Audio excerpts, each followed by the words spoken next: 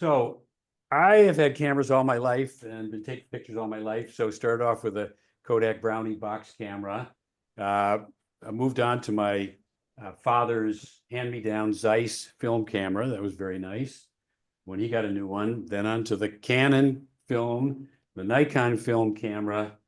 And so over the years, I think I amassed about 3,000 slides. Remember Kodachrome, Ektachrome. So I had about 3,000 slides. Now that doesn't include all the 3,000 that I threw out, but the 3,000 slides. So about in 2020, I was looking for a COVID project. I bought a scanner.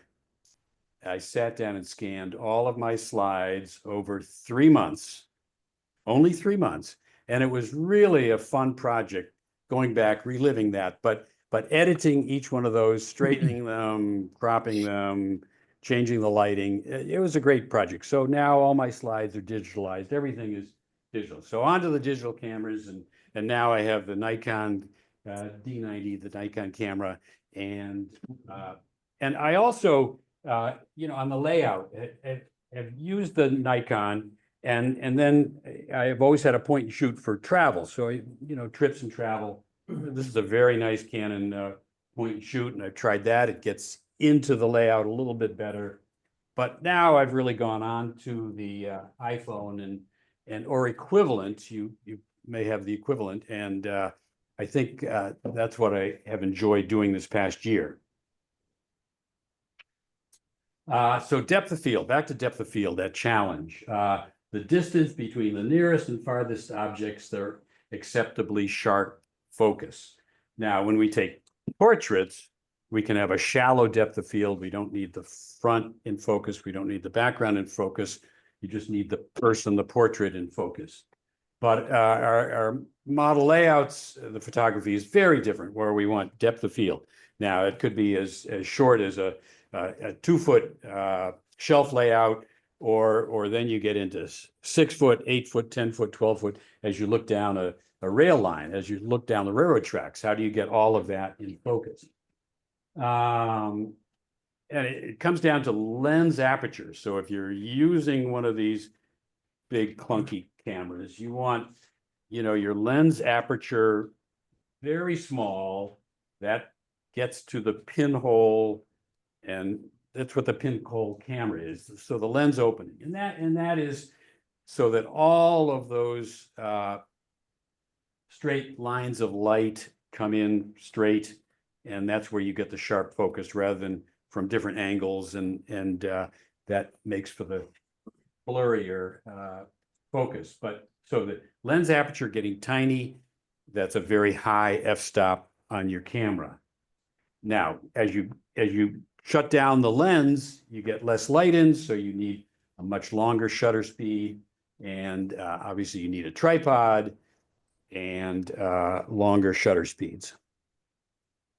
So way back, probably 25 years ago, or when I first had my layout, I went and bought 3 floodlights, 3 lamps. So 3 stands, 3 lamps, and 3 lights. And those lights, 250 watts each, 3200K. That's a very warm light. When Lou Sassy came to photograph my layout, he brought 1,000 watt bulbs, and incredibly intense. And I read sunlight is 1360 watts per square meter, but it's so intense when you go outside. It's so different. I photograph things outside, and my styrene melted, but the light was fantastic. If you can keep from melting styrene, but quick question: what light color did Lou use? Did he use 3200? I don't recall his Kelvin. I think they were cooler, and I'm going to get into showing you some cooler colors, but I think they were cooler. But so anyways, I use these flood lamps all the time, used them for various projects, and I've since bought new bulbs. So I might as well mention that. I went out and bought LED bulbs that were 5000K. my layout room is, way back when I put this in, reading all about it, I bought 5000K fluorescents. So I have fluorescents around the ceiling that are 5000K. So that's daylight. Now, over the years, I've added more and more. I've finally doubled all of my fluorescent lights. As our eyes get dimmer and dimmer, I just needed more light. So I like the daylight, and you'll see that in some of these pictures. So here's the setup: the tripod, the Nikon, shut down to the pinhole camera, high f-stop, long shutter speed. You have to set your timer. And so you set your timer. And there's sort of the setup back when I used that camera. Now, so this past summer, I went to the NMRA convention in Long Beach and heard Ed Marin give a great talk on using iPhone and focus stacking technology, Helicon Focus, for taking pictures. I had been reading about this, thinking about this for many years, never got into it seriously. But when he said, but he sort of went through the steps, which I'm going to go through. And he then said, you can get a 30-day free download of Helicon Focus. And so I said, okay, I should try this for 30 days free.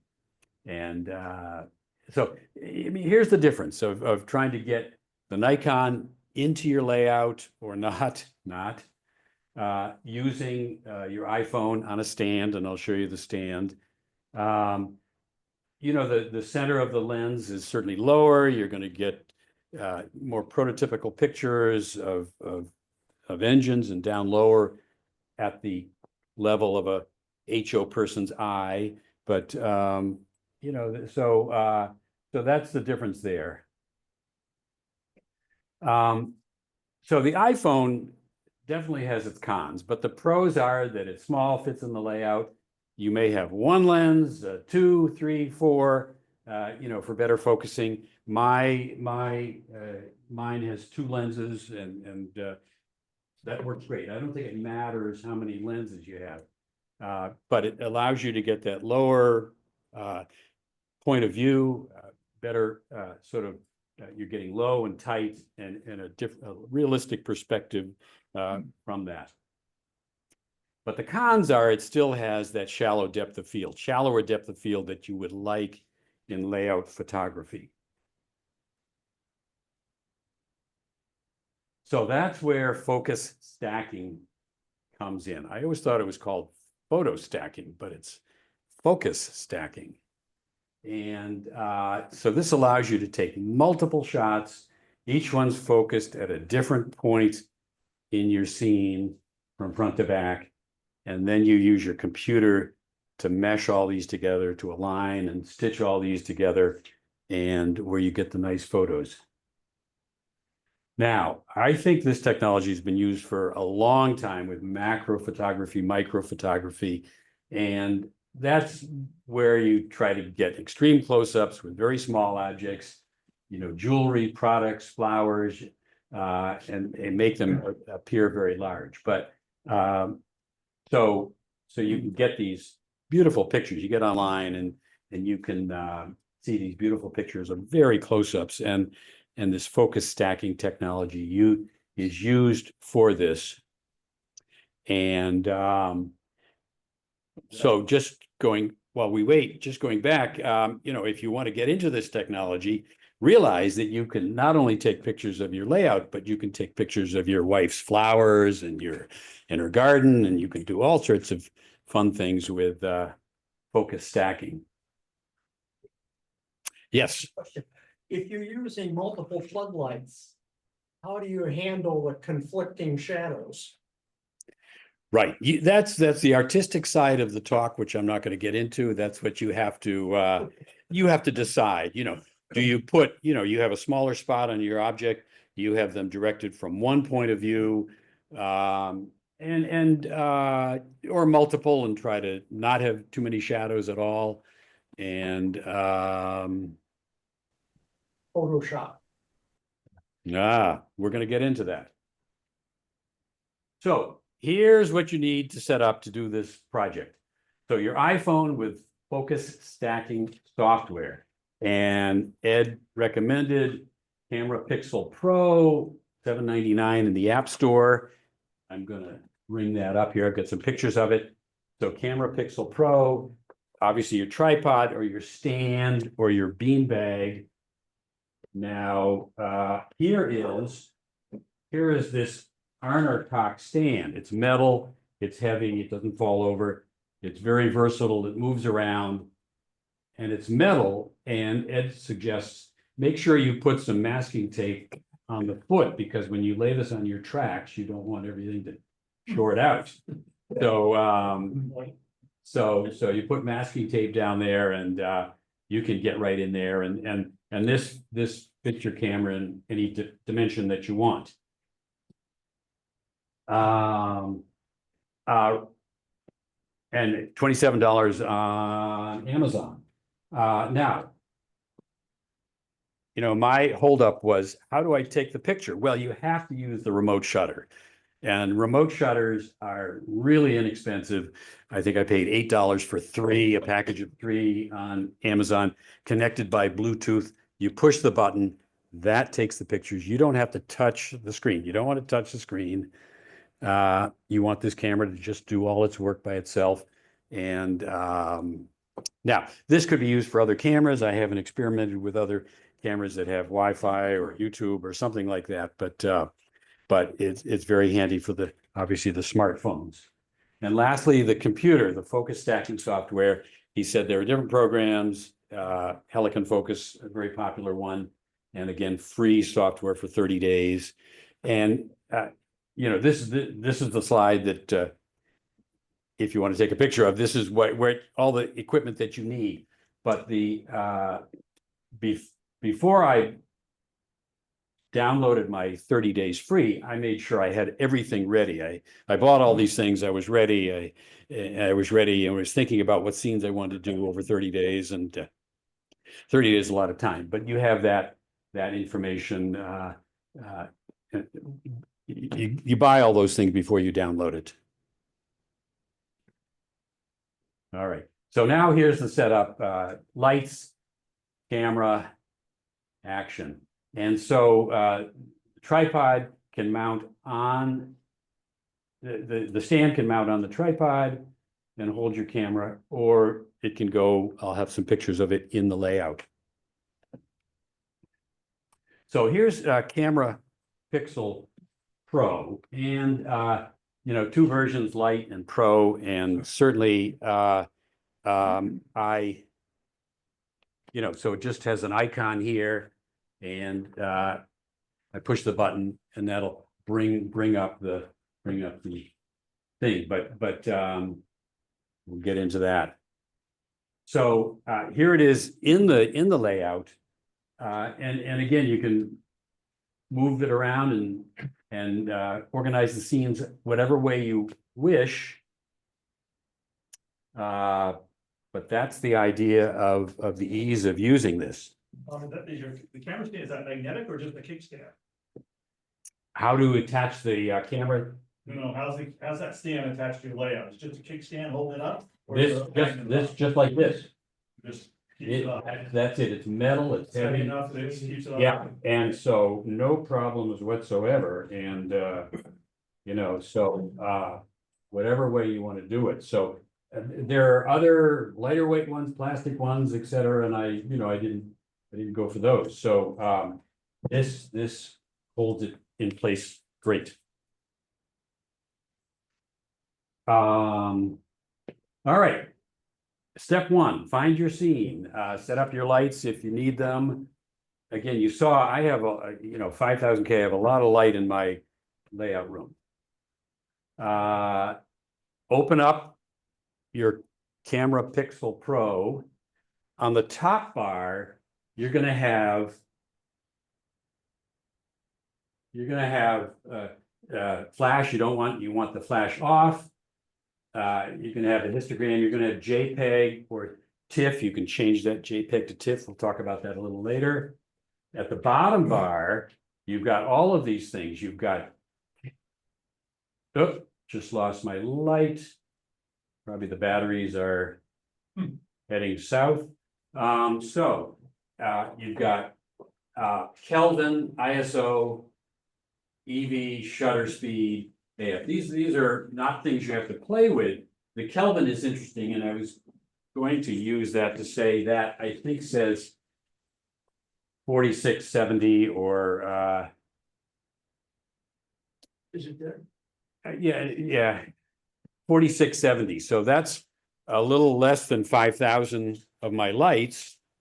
And I may have a warmer floodlight on as well. So I mean, I have, different kinds of lights going on here, but and you can change, and let's go back to where I was. Okay, so that's your Kelvin at the bottom.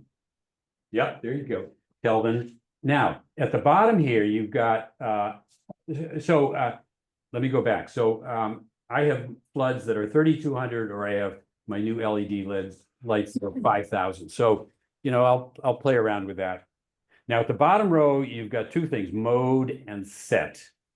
We'll come back to this. And this is your trigger, but so mode and set will. All right, so mode is down there at the bottom. When you go to mode, you can scroll up and down, and you get to focus bracket, push on focus bracket. Then we're going to go to set down there on the right. You push on set, and you bring up, and you can scroll up and down, and you want your highest resolution. You want enhanced processing on, stabilization on, but you're going down to focus bracket at the bottom here, and you've got three choices. Image count. So image count, you can have anywhere from, you can take 5 images up to 100 images. 100 images. Now, depending on, if you're taking a shelf layout 2 or 3 feet, you don't need a lot of images. But if I'm looking down the layout, you may want to take a lot more. In general, I've sort of stopped at 30. 30 seems to be enough because you are having huge files at the end to load onto your computer. But let's say you wanted, you can go 50, you can go 100, you can go a lot of images. Now, the next one is minimum distance. Do you want the camera to, so that's 0 to 100%. This is a 0%. So you want the camera to start taking pictures at the front at 0%. And the same with the maximum distance at the back, 100. Do you want to take the photos all the way to the back of your wall, which is 100% distance. So these are things that you can play with. Chris likes to go shy of 100% because he likes the background a little bit blurry. It ends up a little bit that way. Chris, yes. All right, but okay, we'll go on here. So now you've made all your adjustments and put the iPhone in the stand, take out your remote shutter. So once you've taken those pictures, you look at them, and the front of your scene and the back of your scene, in my experience, have been very blurry. And I have edited those and deleted those front ones and back ones. So you may have thought you wanted, 25 or 30 photos taken. I ended up with 15 photos that I would then download to the computer, just not to overload the computer. So you really are getting rid of some front ones, some back ones, and you're downloading those to the computer. So downloads the actual file, huge files, actual files, and name that file so you can find it again. All right, finally on to Helicon Focus. So focus stacking software. So, before you even, you could get on the website and they're great tutorials to look at, and you can sort of think about this and, you know, whether you want to get into it or not. But once you download it and it's on your computer, you bring it up, and what you're going to have is a gray screen, no pictures. Up here in the corner is File. You open that up. You're going to find your images in your computer, and you're going to push open, and they're all going to come in and line up here. So you're going to have a stack of photos, maybe 10, 20, 15, 20, 25 photos lined up here. And now across the top here, you've got rendering. Next is retouching. We're going to come back to retouching as far as the Photoshop issue. But we're going to stick on rendering now. Now, down here, you've got rendering methods A, B, and C. Starting to get a little more complex.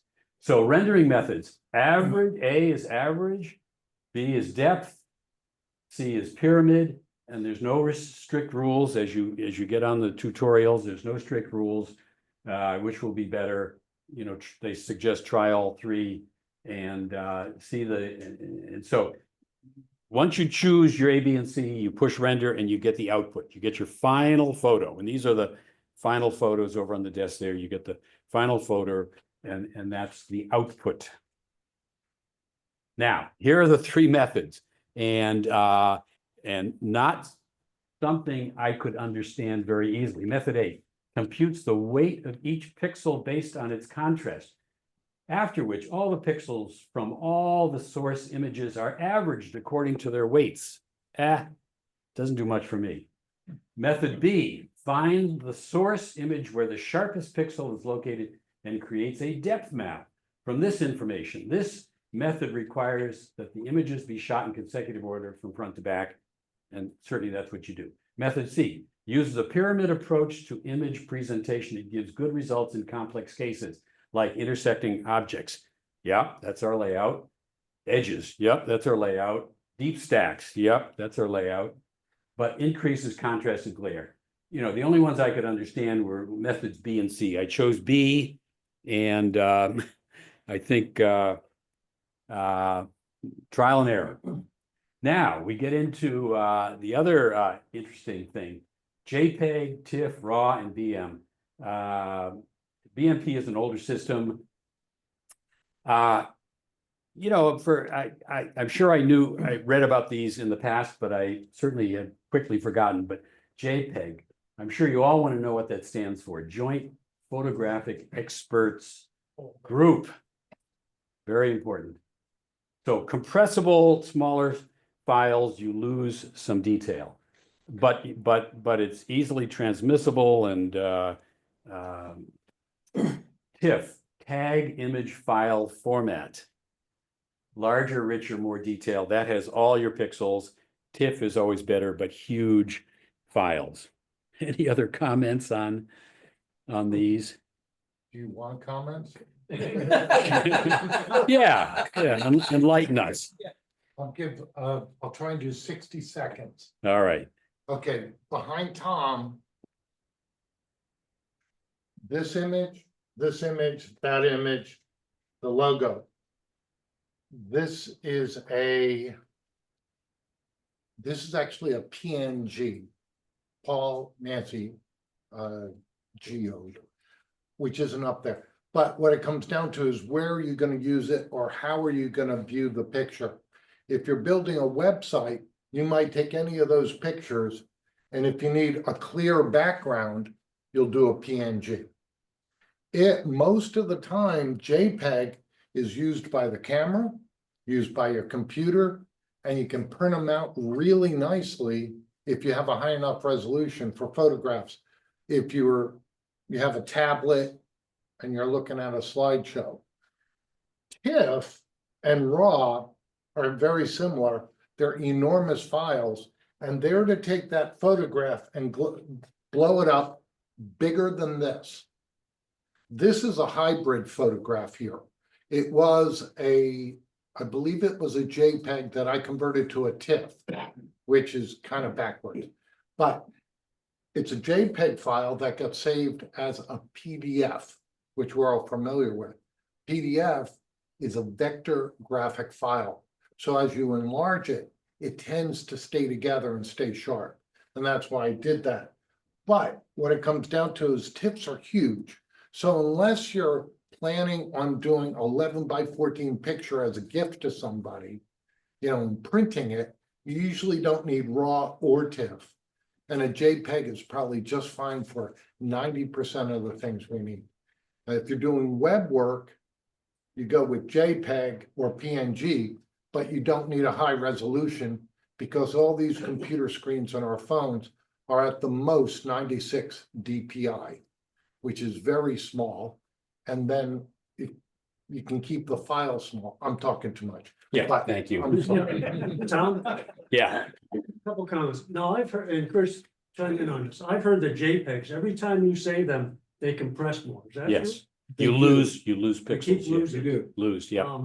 Yeah. Yep. I submitted one article to the NMRA magazine. And Cynthia wanted it in some type of raw format. She didn't want any JPEGs at all. Right. Right. Wants as large as possible. So if you're gonna do a NMRA calendar photo, the largest possible.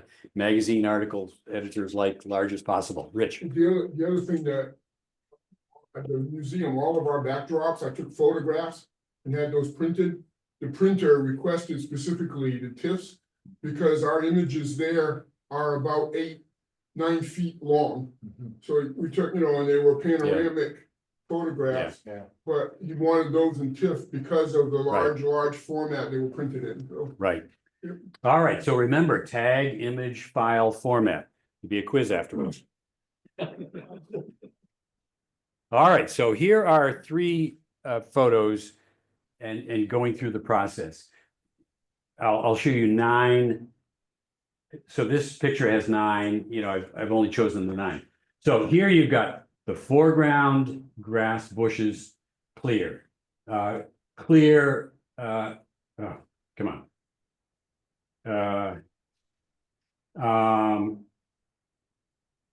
So we're getting a little more clear as we move back to the front of the engine, a little more of the engine. And then we are going to, this is the next step going back. More of the engine is clear into the boxcar. The boxcar is more clear. The buildings are more clear as it focuses back there. We're getting clear, but we're starting to get blurry up front. And we're heading back, very clear boxcar back there. And here's the last set. Again, more clear in the buildings back, blurry up front, clear into the background, trees and mountain. And then you push render and you get this that's sort of clear. Nice. Clear up front and clear, just all the way back. I'm not as clear, I think I could have taken more like 30 focuses and you might get more clear detail on some of these things. So that's In this, how many layers? yeah, I've chosen 9 here, but there might have been 10 or 12 total. I mean, so I threw out a lot at the beginning and the end. Always, you're keeping the middle. You're always keeping the middle. All right, next choice. Here we have another scene. Again, clear up front, clear up front, clear up front to the switch stand. Not quite to the engine yet. A little, more clear, the front of the engine, not quite to the boxcars. More clear as we go back. The Rutland is a little more clear. Certainly a little more clear as we get to the engines here. Background is not clear. Last set of 4. I'm sorry, I said 9. They were 12, so it was more like 15 that I had in that first set. Same here, 15 here. More clear in the background, in the background, in the background, you know, in the background there. So background clear, foreground very blurry. And then you push render. And so you then get that. And, you know, it's nice to see all of the spikes and the detail, and certainly the detail on the engine. This is my pride and joy. So it's nice to see the detail on that.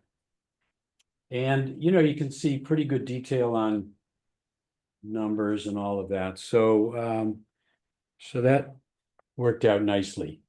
All right, last one. Here is another issue. So here is my R1C mountain that I detailed the front of, and again the front is clear, a little more in the front, a little more seen here, a little more seen here. Is anyone notice one thing different in these 4 slides? One slide, the headlight. And this is not something, you know, I put in this new LED headlight on this mountain. And when you run this, you do not see any flickering whatsoever. But when I took these pictures, I see flickering. And so it's LEDs. It's PWM. Pulse width mod from the encoder. All right. Yeah, it's the way it's being driven. Fascinating, fascinating. It's a computer issue. Yeah. All right. So here we go on to the next set. And again, more clear as we move on through, and more clear into the back. And again, you know, 3 out of the 7 had some headlight. And push render. And so let me go back. And so you see how yellow these photos are. So these are with the warm light, the warm lamps. And so I cooled it down on the computer. So that's post-production editing that you do. And it's, you know, that's a lot of fun we'll talk about cropping and editing and changing temperature that you want. So I cooled that down. I didn't need to use the floodlights to do that. So now going back to, whoops. So going back to how did I get that headlight? Because my final output had no headlight.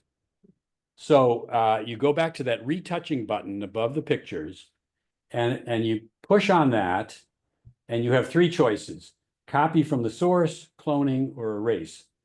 And so the first choice, copy from the source. So I could take a small headlight, the best headlight from the 7 there, and move it over to my output with just that copy from the source.